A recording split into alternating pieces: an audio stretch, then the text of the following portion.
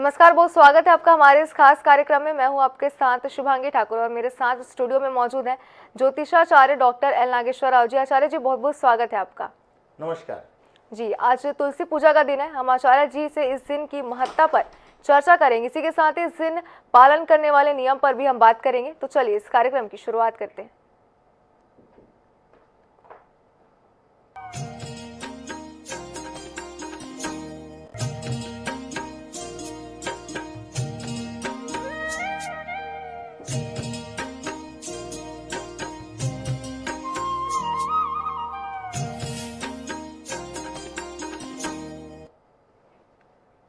पंडित जी, सबसे पहले हम आपसे जानना चाहेंगे, इस साल जो है तुलसी विवाह का शुभ मुहूर्त क्या है और इसे कैसे मनाया जाता है? बिल्कुल। देखिए, तुलसी विवाह एक तरीके से देखा जाए तो कार्तिक मास की शुक्ल पक्ष की एकादशी से लेकर पूर्णिमा तक की जो तिथि है, इन तिथियों में मनाया जाता है।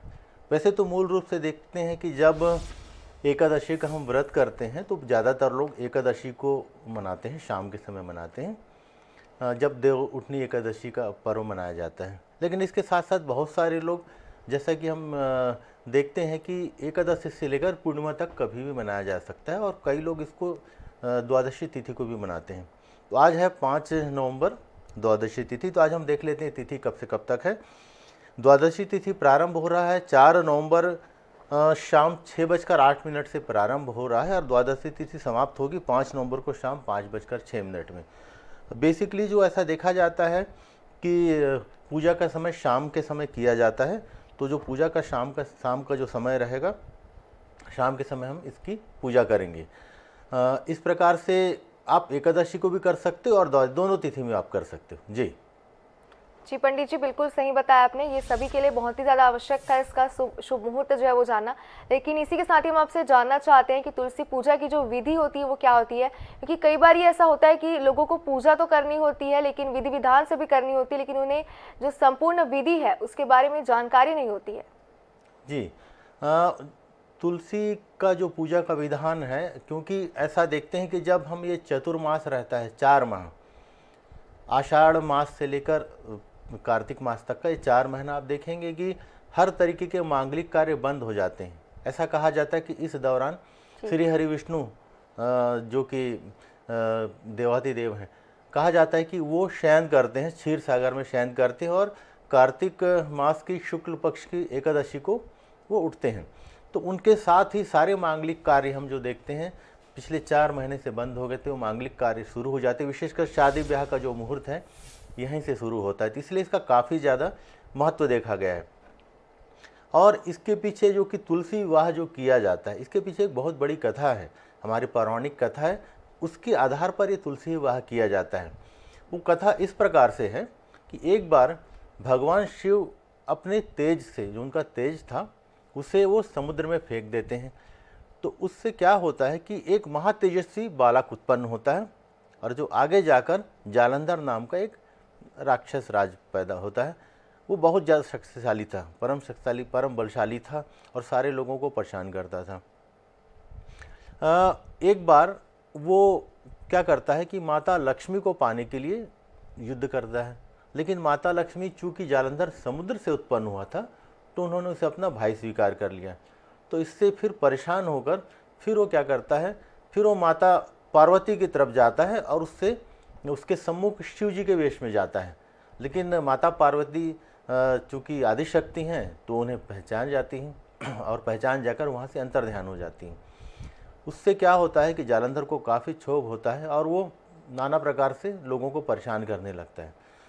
जालंधर के साथ एक बहुत अच्छी बात यह थी कि उसकी जो पत्नी थी वृंदा, वो बहुत पवित्र स्त्री थी और उसके सतीत्व के कारण ही जालंधर बार बार जब भी देवता कोशिश करते कि उस पर किसी भी प्रकार का हम कोई अंकुश लगाएं तो कहीं ना कहीं वो बच जाता था। तो जब माता पार्वती श्री हरि विष्णु के पास जाकर बताती है कि इस प्रकार से ये उत्पात मचा रहा है और इसका हमें कोई ना कोई समाधान करना चाहिए, फिर श्री हरि विष्णु क्या करते हैं, आखिर हम देखते हैं कि अक्सर जब भी इस प्रकार की दिक्कत आती है तो कहीं ना कहीं या तो माता जाकर उन लोगों का कल्याण करती है, या तो श्री हरि विष्णु जाकर कल्याण करते हैं। तो भगवान विष्णु क्या करते हैं, एक ऋषि का रूप लेते हैं और उस ऋषि के रूप में वन में जाते हैं जहाँ पर वृंदा भ्रमण करते रहती है। तो जब श्रीहरि विष्णु वहाँ पहुँचते हैं और उस समय उन्होंने माया से 2 दैत्यों को उत्पन्न किया और उन दैत्यों को देखकर वृंदा भयभीत हो जाती है। तो उसको देखकर श्रीहरि विष्णु जो कि ऋषि के रूप में हैं वहाँ उपस्थित होते हैं और अपने योग से उन दैत्यों को भस्म कर देते हैं। इसे देखकर वृंदा काफ़ी प्रभावित होती है और फिर वो ऋषि से पूछती है कि अपने पति के बारे में, जालंधर के बारे में पूछती है।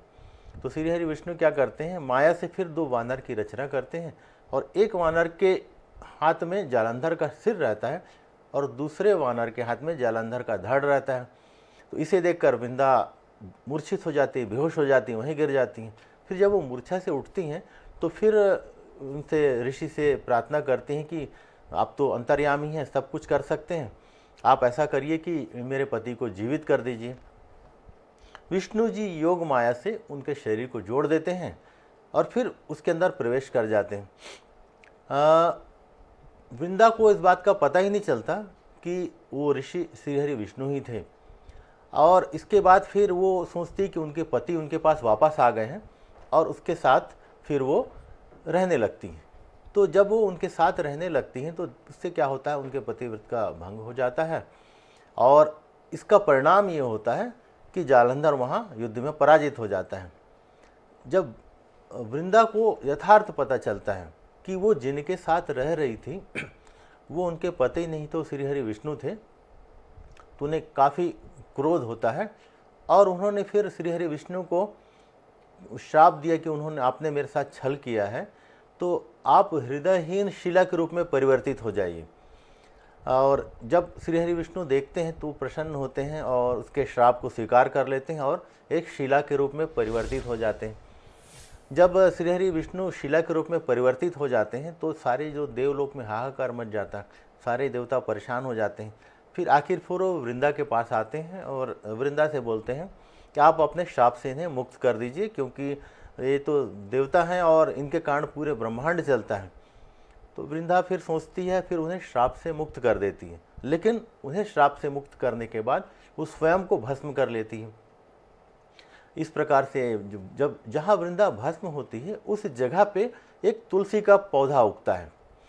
तो जब श्रीहरि उसको देखते हैं तो श्रीहरि विष्णु कहते हैं कि वृंदा, मैं तुम्हारे सतीत्व के जो तुमने किया है उससे मैं काफ़ी प्रसन्न हूँ, तुम्हारी प्रतिविधता उससे, और अब तुम तो मुझे लक्ष्मी से भी ज़्यादा प्रिय होने लगी हो, इसलिए अब हमेशा तुम मेरे साथ रहोगी और आज के दिन जो भी मेरे शालिग्राम रूप की तुलसी से विवाह कराएगा उसके सारे कष्ट मैं हर लूँगा, उसे हर तरीके की सुख सुविधा, धन दौलत, सारा कुछ मैं दूंगा, उसके जीवन में जो भी कष्ट है वो सारे मैं कष्ट दूर करूँगा। तो आज मैं तुमसे वचन देता हूँ। तो इसके बाद उस दिन से तुलसी विवाह की कथा प्रचलित हुई और उसके साथ ही आज का दिन का इसलिए काफ़ी ज़्यादा महत्व, एक तो चतुर्मास खत्म होता है और उसके साथ में कार्तिक मास श्रीहरि विष्णु जी को समर्पित है।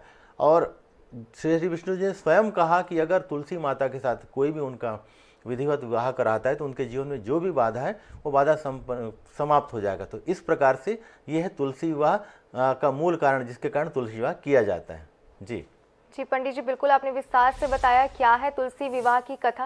लेकिन पंडित जी, इसके साथ ही हम आपसे जानना चाहेंगे कि तुलसी विवाह हमारे हिंदू संस्कृति में जो है बहुत ही महत्वपूर्ण मानी जाती है, लेकिन विस्तार से आपसे जानना चाहेंगे क्या है इसकी महत्ता। इसी के साथ ही आपसे ये भी जानना चाहेंगे कि तुलसी विवाह जब किया जाता है तो किन किन बातों का विशेष तौर पर ध्यान रखना चाहिए। जी, तो पहले हम देखते हैं कि इसकी पूजा की विधि क्या है, कैसे इसकी पूजा किया जाए।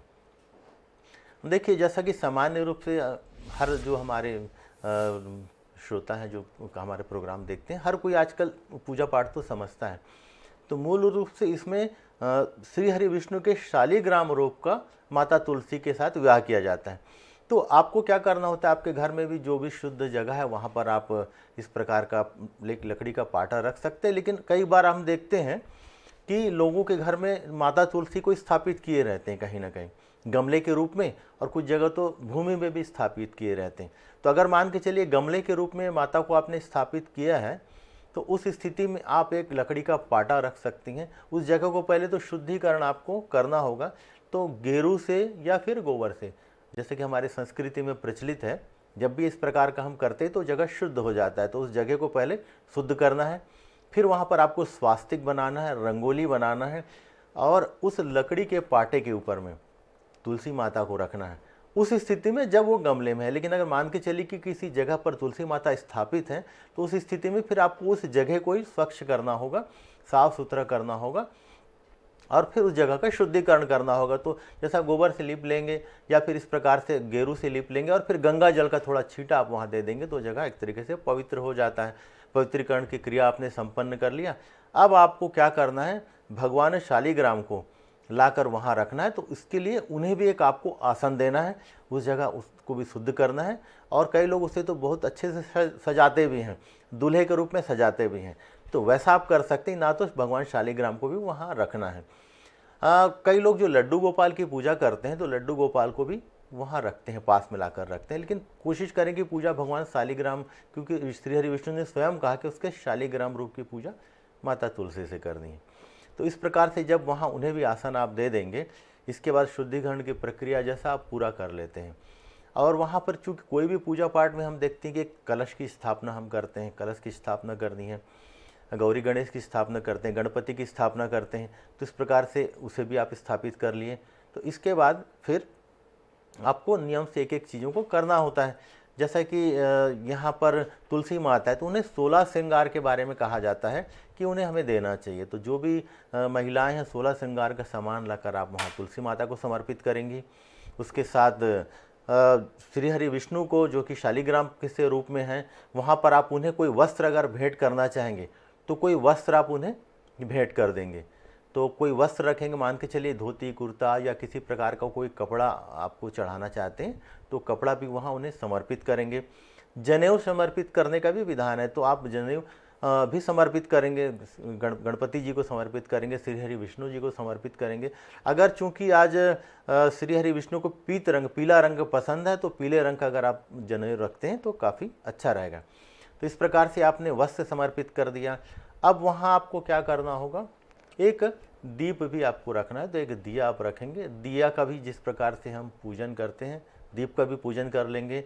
और उससे भी थोड़ा सा फिर आप थोड़ा हल्दी सिंदूर इन चीज़ों से उनको पूजा कर लेंगे, आप उनको चढ़ा देंगे। कई बार क्या करते हैं यहाँ कुछ लोग, जैसा कि तुलसी माता को चूड़ियाँ वगैरह चढ़ाते हैं। तो क्या करते हैं कि तुलसी माता के जो पौधा है, उस पौधे पे चूड़ियाँ, लाल और हरी चूड़ियाँ, क्योंकि सुहाग की चीज़ें चढ़ानी होती हैं, तो लाल रंग काफ़ी तुलसी माता को प्रिय है। तो लाल और हरी चूड़ियाँ, ये चूड़ियाँ माता को लोग चढ़ाते हैं। और उसके साथ में जो भी सिंदूर वगैरह है, तो सिंदूर भी ऐसा उनको लगाते हैं।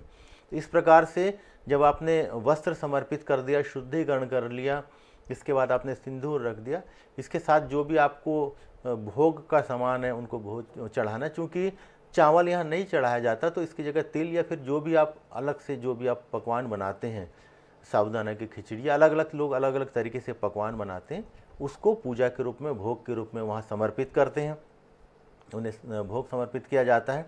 अब इसके बाद तुलसी विवाह संपन्न किया जाता है। तो इसको 2-3 तरीके से कर सकते हैं। एक तो सामान्य रूप में हम ये देखें कि जैसा आपने जो दुपट्टा शालिग्राम भगवान को चढ़ाया है, तो एक पीले रंग का जो आपने जनेऊ चढ़ाया, पीले रंग का एक दुपट्टा भी चढ़ाते हैं। तो उस दुपट्टे से आप क्या कर सकते हैं, माता तुलसी को आपने जो चुनरी चढ़ाया, 16 श्रृंगार चढ़ाया, तो उसमें हम चुनरी भी माता को चढ़ाते हैं। तो एक काम कर सकते हैं कि उसमें गठबंधन करते। एक काम हमें यहाँ और करना होता है कि जब इस प्रकार का हमने पूरी व्यवस्था कर ली, तो एक मंडप भी बनाना चाहिए आपको। तो गन्ने के 4 अगर आप गन्ने ले लें, उसको चारों तरफ रख कर उसको आपस में ऊपर में बांध दीजिए, और ऊपर में एक छावनी जैसा कोई चुनरी वगैरह चढ़ा दीजिए, एक मंडप भी तैयार हो जाता है। तो क्या करेंगे, जब सारी विधि कर लेंगे तो मंडप भी बना लेंगे। अब इसके बाद पूजा की विधि जैसा शुरू करते हैं। तो उस स्थिति में भगवान शालिग्राम से के दुपट्टे से माता तुलसी की चुनरी को अगर आप बांध देते हैं, तो उससे एक प्रकार से इनका गठबंधन हो जाता है। कुछ लोग कलेवा या पीले रंग का धागा, उससे माता तुलसी को शालिग्राम भगवान से एक साथ मिल के बांध देते हैं। उस प्रकार से भी आप कर सकते हैं। इस प्रकार से गठबंधन कर देते हैं। और उसके बाद जो भी पूजा वगैरह आप करते हैं वैसा करते हैं। परिक्रमा भी किया जाता है। तो कई बार कैसा किया जा सकता है, भगवान शालिग्राम को आप अपने हाथ में लेकर तुलसी माता की परिक्रमा का 7 परिक्रमा का किया जाता है, तो परिक्रमा कर सकते हैं। उसके बाद प्रणाम करके वहाँ रख देते हैं। इस प्रकार से आपने हर तरीके का संपन्न कर लिया। अब उसके बाद भगवान की कथा सुनी जाती। कथा तो हमने जैसे आपको बताया कि एकादश इसकी कथा क्या है, तुलसी विवाह की कथा क्या है, कथा सुनना होता है।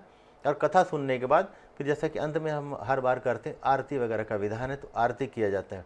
तो इस प्रकार से सारा भोग हमने चढ़ा दिया, दीप का पूजन कर लिया, भगवान का पूजन कर लिया, वस्त्र समर्पित कर दिए, विवाह करवा दिया। इसके बाद फिर अंत में आपको आरती करनी होती है। तो इस प्रकार से जब भगवान की आरती करते हैं तो एक प्रकार से आपका तुलसी विवाह का जो पूरी प्रक्रिया है वो संपन्न हो जाती है। अब जैसा आपने इनके बारे में पूछा कि इसका महत्व क्या है, इसके विधि विधान क्या है और इसके लिए, तो देखिए इस यहाँ पर व्रत का कोई बहुत बड़ा वो नहीं है। कुछ लोग जो व्रत रखना चाहते तो बिल्कुल रख सकते, उन्हें रखना चाहिए। नहीं तो कम से कम जब आप, चूँकि तुलसी विवाह शाम को किया जाता है, प्रदोष काल में किया जाता है, तो ऐसे स्थिति में अगर आप सुबह रह सकते हैं, फल फूल वगैरह लेके रह सकते हैं, और शाम को व्रत संपन्न करने के बाद चाहे तो व्रत का पारण करें या तो फिर दूसरे दिन करें, या आपकी स्वेच्छा पे निर्भर करता है। यहाँ पर एक चीज़ देखा जाता है कि इस दिन तुलसी के पत्ते तोड़ना वर्जित है। ऐसा क्योंकि जब चूँकि हम पूजन कर रहे हैं इसलिए पत्ते नहीं तोड़ते। तो आपको 1-2 दिन पहले ही अगर आपको ऐसा कुछ करना है तो पत्तों को लेकर, या जो पत्ते नीचे गिरे हुए हैं तुलसी माता के, उन पत्तों को आप किसी जल में लेकर, किसी थाली में पानी ले लीजिए, जल ले लीजिए और उसमें तुलसी को रख देना, उससे आपको समर्पित करना है। तो उसको तोड़ना नहीं चाहिए, इस बात का ध्यान रखें।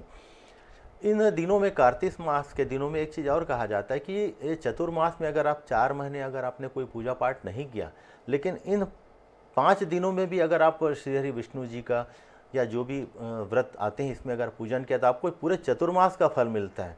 तो लोगों को कोशिश करना चाहिए कि इन 5 दिनों में श्री हरि विष्णु की दोनों समय सुबह शाम अगर नित्य पूजा करेंगे तो उससे काफ़ी लाभ मिलेगा। चूँकि विवाह में हम एक चीज़ और देखते हैं कि बहुत सारी कन्याएँ हैं जिनका विवाह नहीं हो रहा है, तो उनको क्या करना चाहिए, इस दिन जैसा 7 हल्दी की गांठ, इसको लेकर किसी विष्णु मंदिर में, या नहीं हो तो किसी केले के पेड़ के पास भी आपको उसमें सिंदूर, थोड़ा केसर लेकर आपको उनको समर्पित करना चाहिए। तो इससे क्या होगा कि आपके विवाह में अगर किसी भी प्रकार की कोई बाधा है उसमें आपको लाभ मिलेगा। दूसरा, जिनकी कोई कन्या नहीं है तो उन जातकों के लिए अगर आप तुलसी विवाह करते हैं तो आपको उसका कन्यादान के बराबर पुण्य फल की प्राप्ति होती है। तो कई बार हम देखते हैं कि आज के समय में किसी के एक ही बच्चे हैं और खाली लड़का है, तो उनको कम से कम अपने जीवन में एक बार कम से कम तुलसी विवाह करना चाहिए, जिससे क्या होगा कि उनको कन्यादान का पूर्ण लाभ मिलेगा। उनकी कन्या ना है तभी भी हम क्या करते हैं, देखते हैं कि कई बार जिनकी कन्या नहीं होती तो दूसरी की कन्या को भी वो कन्या के रूप में लेकर कन्यादान करें। तो बड़ा शुभ का कार्य है, क्योंकि अगर आप दूसरी की कन्या को करते हो तो, लेकिन अगर आप तुलसी विवाह कर लेते हो तो भी आपको उसका पूर्ण लाभ देखने को मिलता है। इसी प्रकार से हम देखते हैं कि इस दिन का काफ़ी ज़्यादा महत्व है। अगर धन के संबंधित किसी को कोई लालसा है तो इस दिन आपको क्या करना चाहिए, 11 कौड़ी लेकर उसे एक लाल कपड़े में बांधकर अपने तिजोरी में रख लेना चाहिए, इससे भी आपको लाभ मिलेगा। अगर किसी प्रकार का स्वास्थ्य संबंधित किसी को कोई दिक्कत है तो पीली कौड़ी आपको लेना है, और पीली कौड़ी को लेकर उसको आपको क्या करना, एक कपड़े में बांधकर आप द्वार पे बांध दीजिए। तो इसमें किसी प्रकार का कोई बाहरी दोष है किसी प्रकार का, उसमें भी आपको लाभ मिलेगा। इस प्रकार से आप देखेंगे कि तुलसी विवाह जो है बहुत अच्छे से संपन्न हो जाएगा और इसका आप पूर्ण लाभ ले पाएंगे। जी पंडित जी, बहुत बहुत धन्यवाद आपका। आपने तुलसी विवाह से जुड़ी हुई तमाम जानकारी हमें दी, विधि से लेकर कथा तक इतने विस्तार से आपने हमारे साथ जो है पूरी जानकारियाँ साझा की, इसके लिए बहुत बहुत धन्यवाद आपका। चलिए इसी के साथ ही हमारे इस खास कार्यक्रम में फिलहाल इतना ही। बनी रहे NS 24/7 के साथ। नमस्कार।